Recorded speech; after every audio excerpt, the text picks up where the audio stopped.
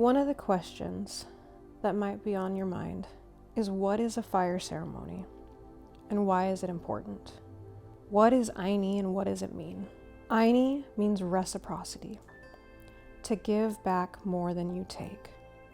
It's an opportunity for us to connect with our community, to connect with Mother Earth, and to really actively pray for the earth, for the waters, the fires, the mountains, the rivers, to give back in thanks, to thank our ancestors, to pray for our ancestors and our family line.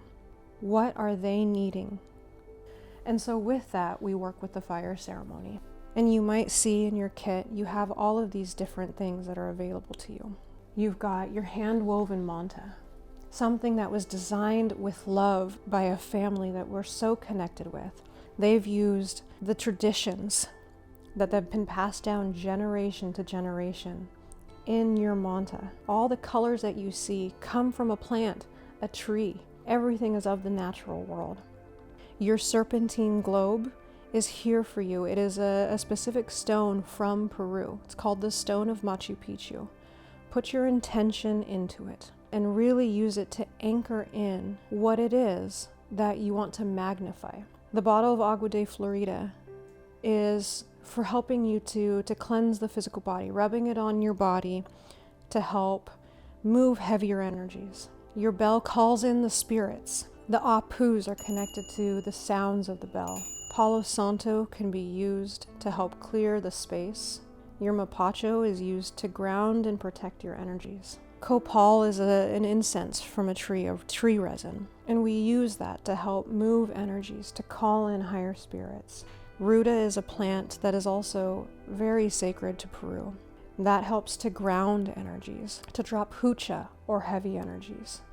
As you prepare for your fire ceremony, you want to lay out each of the things, of the offerings that are going to be on the plate, one by one.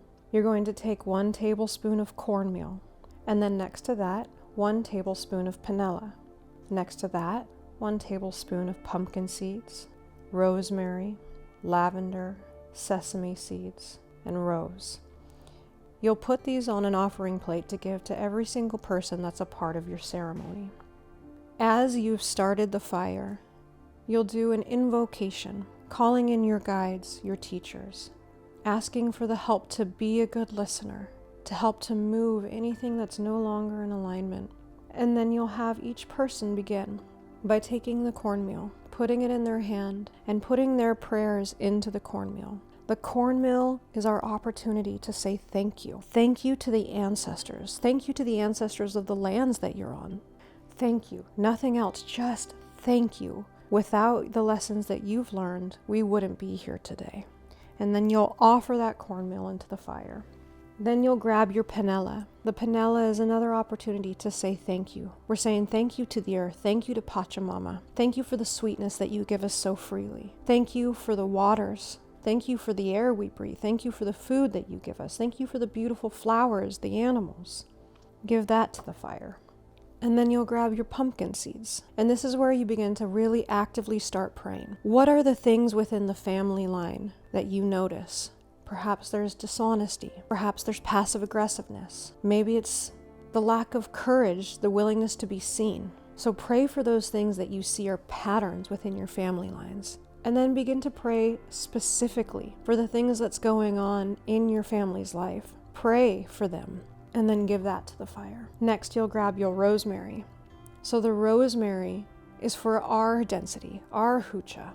What are the things that we struggle with? Are we unclear? Do we act out of fear? Do we act out of selfishness? Are we challenged by forgiveness? These are the things that we want to pray into rosemary and then give it to the fire. The lavender is where we begin to call in the light. What are the attributes that we want to begin embodying? Focus, courage, discernment. You can ask, show me how to love this person better. Just really actively calling in light, and then give it to the fire. Then we bring the sesame seeds in. This is the seeds of our soul. What are those dreams that you've had since childhood? What are the things that make you come alive right now that you would like to be curious about and explore deeper?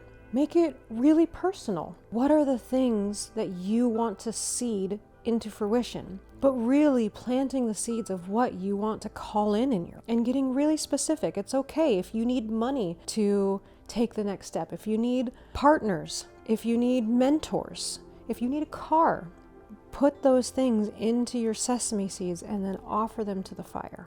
When we're working with Rose, we're actively calling in more love. Even as we're becoming the alchemist, we also want to create a deeper capacity and presence to love what is. So ask for the ability to love the places and spaces of yourself that seem hard to love. The part of you that has anger, the part of you that can be passive aggressive, the part of you that can be dishonest, the part of you that can be selfish. Ask to be able to love those parts of yourself. Shine more light and thank the ability to have more love for the people that challenge you. How can you bring more love to those people? Give more love to yourself instead of being so hard on yourself. Give more love to the earth. Give more love to your family members. And if it's hard to do that in person, do it in the space of a ceremony like this. It creates a soft edge to meet, to stand in our power, and to truly be that change that we want to see in the world.